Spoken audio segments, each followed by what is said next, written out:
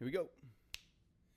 What's happening? My name is Jon Kiper. Welcome to the Jon Kiper Show. I'm here with my guest, Emily Butzer, and our extra special guest, Pizza Cat. He never comes up here. He's never been on the show. Welcome, Pizza Cat. He's the baby. He's the baby of the family. Well. So we're going to give you a little update about the campaign so far, where we're at, how things have been going, and Emily's going to do it through the artful and therapeutic lens of a professional mental health counselor. Wow.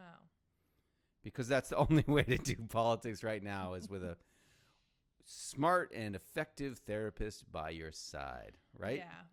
You got to be cool about things. Yeah, sure do. So campaign's been going well. We've got a lot more volunteers than we had last time. We obviously have more name recognition than we had in 2024. We've been making pretty decent donations, not getting millions of dollars yet, but we've been having a trickle in of donations. And we were actually very surprised about a donation we got last week. And I've got to say something to all the donors out there, at least half of the donors or some portion of the donors. I was wrong about y'all.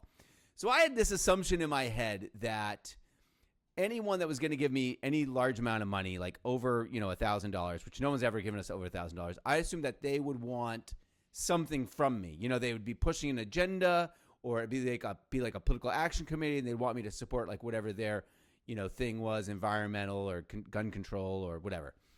And lo and behold, I was totally wrong. There is someone out there, and they gave us $10,000. This is a billionaire who didn't ask to talk to us, didn't ask us for anything, just wrote us a check, or I guess 2 checks on our Act Blue.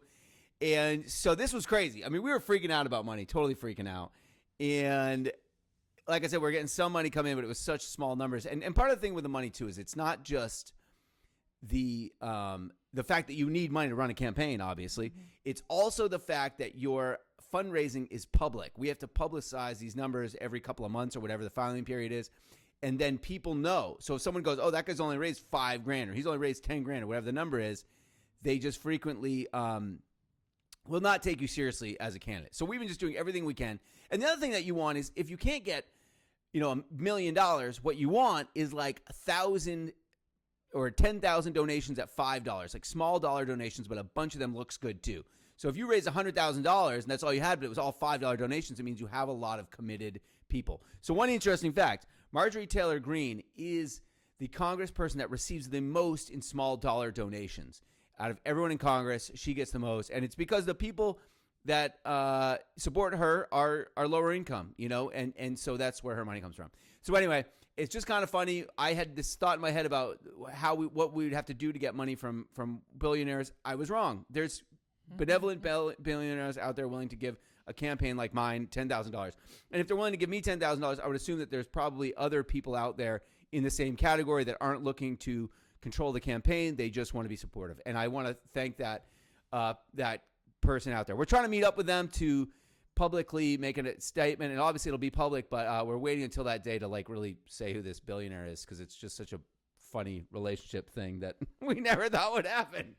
So here we are. And that says a lot about your campaign, because this person saw something in you and doesn't even know you, and you don't even know that person. So yeah, it's pretty cool. So now it's kind of funny because I'm still making the calls, doing this call time, which if you didn't know, politicians nowadays spend literally 20, 30, 40 hours a week just calling donors. And most of that call time is spent getting voicemails. You're just leaving voicemails. And you're just trying to hope that someone will pick up, that you'll be able to ask someone for money. And a lot of the people that I've been talking to are New Hampshire residents, and most of them say, who are you running against? And I say, nobody. And as of yet, and they say, okay, call me when you know who you're running against, which is kind of a funny thing. Basically, they're saying, if it's one of my friends or someone that I know, then I'll have to donate to them, which is part of the game. And that's why it's hard for an outsider like me, because I don't have 10 years of friends who are used to donating. And my friends, donate, but they're not used to writing checks for $1,000 for a campaign. It's just not a normal thing. And that's why last time you were really heavy on hey, if you can give recurring donations, even Yeah. $2, Yeah. in doing the math, I feel like in one of our first podcasts, we were talking about like if everyone who voted for you gave like 10,000 $1, people. Yeah. just gave $1 Or $5. And Or 20. and the recurring donations are good because if you give us $5 every month, then it's easier for us to budget for the rest of the campaign year, which is we're about a year out, or at least we will be in about a week or so. So that's kind of how finances are going. Other than that, we really are just working on finding more volunteers. And if you're looking to volunteer, go to our website, votekiper.org, shoot us an email. Campaign manager Oscar will connect with you and figure out how you can help us. We have a lot of great people helping us with graphic design, our website, and outreach. But the big thing that we're going to need is we're going to need sort of a team captain in each region, each county of the state, who is going to help with our ground game come June of 2026, when we're really going to start hitting the streets, knocking doors, text messages, the whole thing. So if you're interested in that, check out our website, votekiper.org. And, that's really what campaigning is. We reach out for money, and we're meeting up with town and county groups all over the state, and that's tricky too, because there's literally hundreds of these little town Democratic committees. Sometimes the person who's on the website for the contact has switched because they changed and somebody moved. So trying to track them down, that's kind of keeps us pretty busy. Aside from all the social media, making these posts, making these podcasts, it really can keep us busy. Now, I want to talk about a funny thing that happened. We went up to Hopkinton. It was Hopkinton and Bodems at the Gould Hill Cider House. What did you think? It was adorable. It was so cute. It was such a pretty view. We enjoyed our drive a lot. Very pretty view. It was a great drive, beautiful area of the state. Great time to be driving, too. The leaves are still popping. Delicious cider, too. The cider they had was really good. So good. But it was kind of funny because we showed up, and first of all, there was a woman named Lisa Boudreau. Is that her name? I don't remember her last name. I think it's Boudreau. I'm probably pronouncing it wrong. I'm sorry, Lisa, if you see this. But Lisa had been someone that we had been heard was running for governor before the convention. And then we heard that she wasn't running for governor, and she did not speak at the convention. And then she was at this event, and she is apparently running for governor.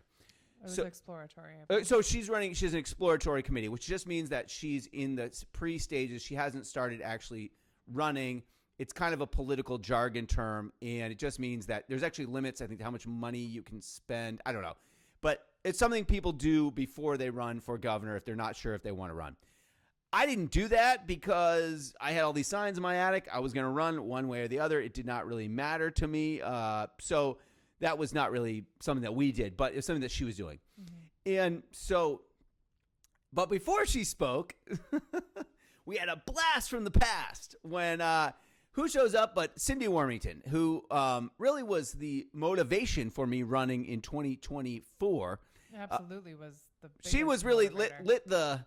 lit the fuse that got me to to go off and run for governor. Because if you don't know this, and it's important that you probably know this, part of my lure is that I was motivated to run for governor in the first place because Cindy Warmington announced that she was running, and I found out that she had been a lobbyist for Purdue Pharma and had been paid by Purdue Pharma to promote OxyContin, the opioid drug which devastated communities in New Hampshire. And I thought, this is absolutely, in 2023, I thought this is a ridiculous person to have as a Democratic nominee. Aren't we the candidate or the party that's of the people and not the big pharmaceutical lobbyists? And there's no chance that she'd win against Kelly Ayotte. That doesn't make any sense. Yeah, it doesn't make any sense. I mean, if you think about it from the independent voters' perspective, you've got Kelly Ayotte, who's a Republican, lobbyist, and Cindy Warmington, who's a Democrat lobbyist. They're both lobbyists. But Kelly Ayotte works for Blackstone, and if you're an independent, you probably don't even know what Blackstone is. But if you hear the words Purdue Pharma and OxyContin and Cindy Warmington, you almost definitely know what that is from. And this is because there's a number of TV movies on Netflix and stuff about Purdue Pharma and how they really poisoned New Hampshire. It was intentional, and they used people like Cindy Warmington to spread that message. And it motivated me because it made me realize how out of touch the Democrats were that this would be their nominee. And now it's important to know Cindy Warmington's husband is on the leadership committee for the New Hampshire Democratic Party. She works for Shaheen Gordon, which is Billy Shaheen's law firm, which is Jean Shaheen's husband. So it's all really interconnected, the legal world and the Democratic Party of New Hampshire. And where the money is from the Democratic Party. And they have a lot of money. I mean, this woman, Cindy Wormington, gave $1 million of her own money into her campaign to run for governor. Like, how can I compete with someone who can put $1 million of their own money? And not only that, but frustratingly, at one point, she this cracked me up. Okay, she got up there, she's giving her spiel, and I heard her give her spiel 1 million times because we were on the same circuit, we're at the same events, and she said, people in New Hampshire don't have more money to pay taxes. I started cracking up because I was like, no. Poor people in middle class don't have any money. You and your friends who all work for law firms have got plenty of money to pay more taxes. And to just even prove that point, if someone has $1 million to dump into their own primary campaign for governor, they probably should be paying more taxes, Well, and she is the 1% that the majority of Democrats, like poor Democrats, fight against. Yeah. Like, she is the billionaire. And I mean, she's definitely not a billionaire, but yeah, she's in perspective. Do you know that? I'm sure she's not a billionaire. I know that she's not a billionaire. And I mean, to be fair, the difference between a millionaire and a billionaire is actually a ton of money. So I don't want to conflate the two. It's apples and oranges, but still massive wealth. She could easily buy up a lot of support in the campaign. And so it's just a little bit frustrating. And so what she said was that she hadn't decided that she was going to run again, but that a lot of people were asking her to, and that someone had invited her to this event because they want her to run for governor.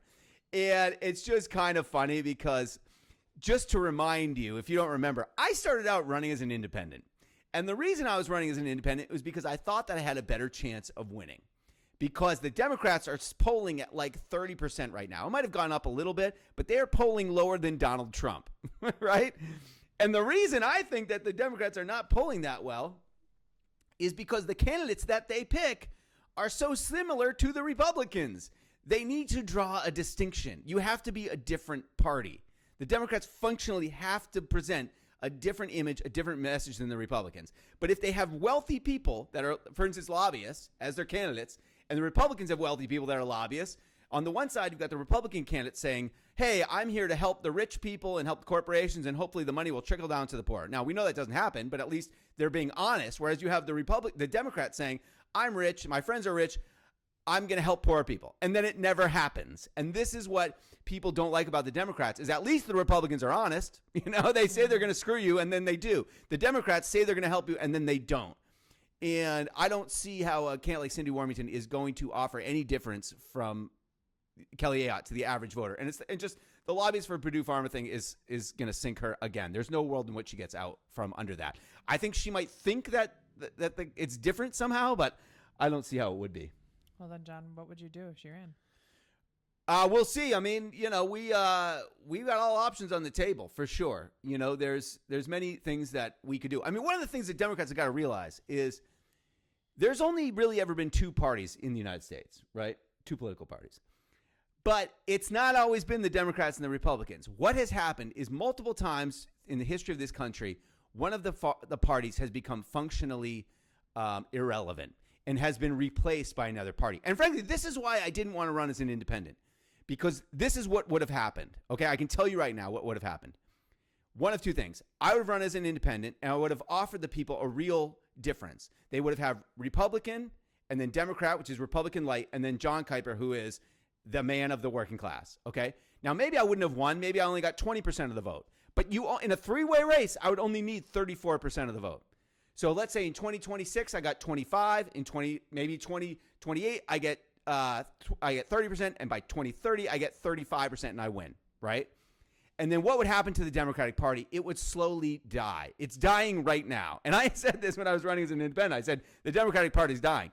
Now, in my head, I thought, I don't want to kill the Democratic Party right now. I don't want the Democratic Party to die right now because, frankly, they're the only ones with the infrastructure to fight Donald Trump. And I had thought, perhaps naively, that the Democrats would realize this, okay, and realize, hey, we have this bigger problem going on. Donald Trump and his authoritarianism is trying to destroy our country. We need to team up. Corporate Democrats, conservative Democrats, centrist Democrats, socialist Democrats, progressives, we all need to be on the same team and be focused on this one issue. And frankly, I don't know if they're there yet. I don't know if they quite understand that we need to be on the same team to win this 2026 election and to push back against Trump, writ large. I don't know. What do you think? Do you have any thoughts on that? Mm-mm.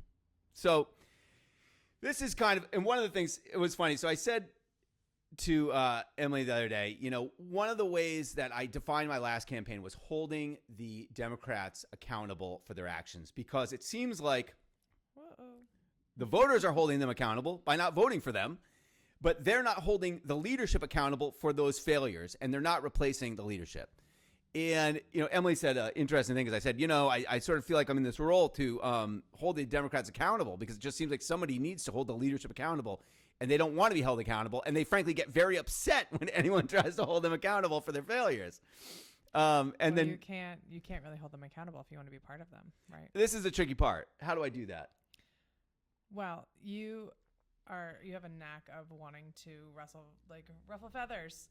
And I think that makes you electable for a lot of people. But I think that's like a big piece of trying to find the boundary of changing things, making change without being alienated from the party that you're supposed to be a part of. Yeah. And so it sounds like a lot of what I'm learning as someone that's not political, being a part of the Democratic Party just through you, is that a lot of them are elite, and a lot of them are, I'm timid to say, a little narcissistic. Narcissistic?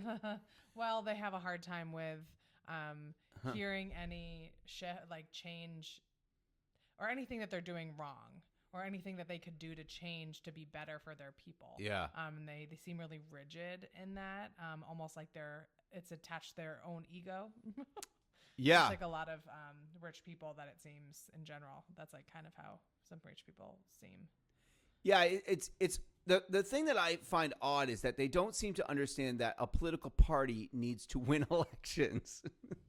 And that if the goal is no longer to win elections, like if it's to raise money and to reward, loyalty and reward people who have, waited their turn, but it doesn't matter whether or not they win an election, what is it now? At a certain point, it's just a club. It's a politically minded club that advocates for issues, but is not there to win elections. Well, and that's a simple equation. It's like if a group of people aren't picking the best candidate to win the election, but they're choosing candidates that will bring their party money, then what are they doing? Well, then where's the focus? And this is something that it kind of occurred to me that recently was that the pyramid scheme that is the Democratic National Committee or the New Hampshire Democratic Party requires rich candidates who are have rich friends to donate to events. And it's so funny because I've been saying this for a little while now, and I turned on social media the other day, and Chris Hayes of MSNBC said the exact same thing. And it kind of blew my mind that I was right about this, because it was just something that I sort of had a hunch about. Mm-hmm. Somebody else had told me this, but I didn't know that it was like common in the political vernacular that people realize that this is what they're doing. Recently Graham Plattner has had some troubles in Maine, and it's kind of interesting because I made a video on TikTok. It did really well, just basically saying that the party wants wealthy people and people that are politically connected, like Janet Mills, who have rich friends and now have rich connections to the party, to drive in, to bring in the donations. And that's really what it's all about. Well, and it's hard to see the evidence of that. This is my own opinion, my own observation. But at the convention, there was this funny moment with the speakers where at the beginning, they pulled straws from a cup or something for when it comes to the order of the speakers.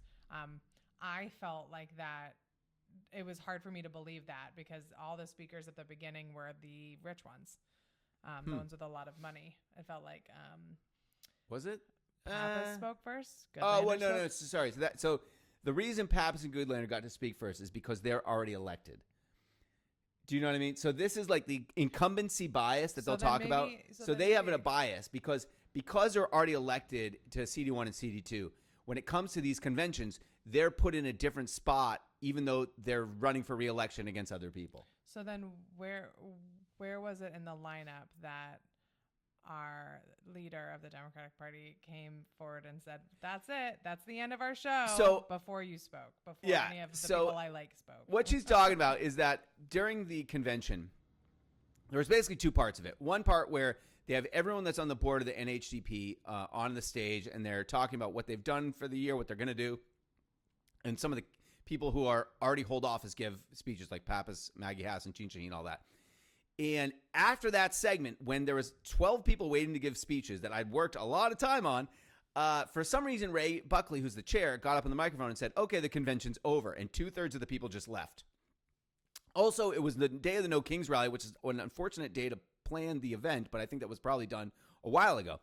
And so as a result, like, we're giving these speeches to like a third of the crowd that were there, which was a little bit frustrating, as you can probably imagine. Well, and why would someone do that? Was that related to, hey, the rally's over for the people that are... The people that matter. That's what it felt like. I would agree with you. The one thing is that, you know, Stephanie Shaheen had not spoken. She's definitely on you know, the insider team. Morris Sullivan is definitely considered like an insider, you know, and they were part of that group too. So like, if it had been after, you know, they had spoken, maybe I would believe you. Sure. But we learned actually another thing at the convention. There's another woman named Mary Beth, and I can't remember her last name. I'm so bad with last names. Who is also doing an exploratory committee for governor. She has been a state rep in Bow for a while. Was really hard to connect with, I would say. We were trying to talk with her. She wouldn't smile at me. And she did not smile at Emily. So I don't know what that means for her campaign, but kind of interesting. We're going to have these, you know, at some point we're going to have debates and that sort of thing. I'm not that sensitive, but it was just over and over. It was very funny. Well, and the thing about there being a primary is I'm not opposed to that. We need a primary. In fact, it's good for me to get more exposure, to debate with people, and to get on, hopefully, the WMUR debate stage where it'll be hopefully me and whoever the other candidates are. And that's really good. More people should feel comfortable running for governor. Yeah, that's fine. Totally fine. I'm not afraid of people I think we should have primaries and that sort of thing. But the thing I do not want is someone who is the party insider with a bunch of money immediately getting all of the endorsements and funding and basically blocking out anyone who's not in that little group of people that work for, you know, Shaheen Gordon. So that's where, you know, it sort of seems like the deck could be stacked against us, if you will. Sure. But it's just, it's a crazy time. Yeah, they're both interesting people. I mean, the crazy thing about it is, like, we're sitting here, you know, I give my spiel at these meetings: housing, property taxes, education, community first. At the same time, Donald Trump just tore down a third of the White House. He literally tore down the east wing of the White House. And I'm sitting here and I'm thinking, you know, property tax is a big concern, but I think there's some bigger concerns right now in the United States. It's so hard to care about us on the state level. You know, like it feels so important to go to these events and talk about housing and Medicaid for all. You know, a lot of people are talking about Medicaid and the issues in that, and SNAP, and, you know, all these things that are affecting our communities really locally. But when we're looking at the news and seeing that Trump has no respect for the American public, he just doesn't seem to care about the country at all. He doesn't seem to care about anything but his own ego. Like, you think about, if for some reason Joe Biden wanted to tear down the east wing of the White House, right? Well, first of all, there's a whole procedure that they're supposed to go through with historical buildings in D.C., and there's a committee and a commission. It's supposed to go through this whole process, which obviously they didn't. But the other thing is that, you know, like, if it was me and I really wanted to tear down the east wing of the White House, I would probably have a group come in, take it down, and reassemble it somewhere else in D.C. as a library or a museum. Right. You know, it's a historical architecture. Well, and if you go in there as like a kiddo, you know, for like a tour, one of the first things you're ever taught is that the White House is ours. The White House is like the people's house. And it's like such a big piece of like history of like the American public owns that house. And for like the president to come in and identify it as home, which he doesn't, like, he doesn't even do that. He doesn't even care. Friggin' Florida. Yeah. It's not even about the White House, to be honest, right? Like, It's not about the White House. It's not about, like, no one's going to notice the East Wing is missing in real life. But it's just the matter of fact that he can do whatever he wants. And he's showing us all the ways. There's so many loopholes. And you've taught me, like, all these different places that the Constitution was kind of this, there's a lot of unspoken rules around the Constitution and around the rules of the president that we would have never known because we've always had people that we might not agree with, but they were like, all right, people for the most part. And so they wouldn't have done this. They just accepted a certain level of unspoken norms and a certain number of like unspoken agreements. Like you don't just tear down a chunk of the White House. Like you don't just take a private plane from Qatar as a gift for Air Force One. You know, you don't cancel SNAP benefits because of a shutdown. Like it's absurd. And I think the issue that people need to realize is the symbolic destruction of the East Wing of the White House to me is it represents the destruction of a part of America that we're never going to get back. And people need to get over the idea that we're ever returning to a status quo of what existed in 2024. We're not. That America, frankly, is dead and cannot be resurrected. We cannot continue. Frankly, we're going to need to I think we're probably going to need to rewrite the Constitution if we get through this, because Donald Trump has proven that there's all of these parts of the Constitution that he can just ignore. There's no enforcement mechanism. I mean, there is a person, I can't remember her name. Dude, I'm so bad with names. We're working on it, but it's not working. There's a woman who just won a special election. Her dad died in Arizona.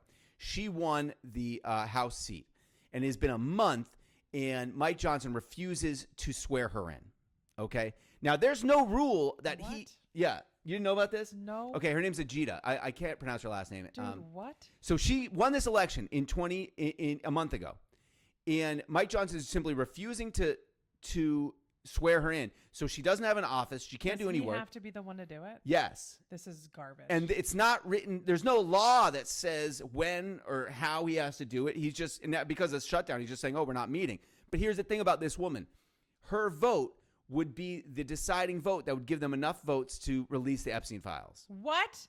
How did you not know this? Okay. I don't know, but sorry. it makes me want to shut this off to learn about it. Yeah. So her name's Ajita.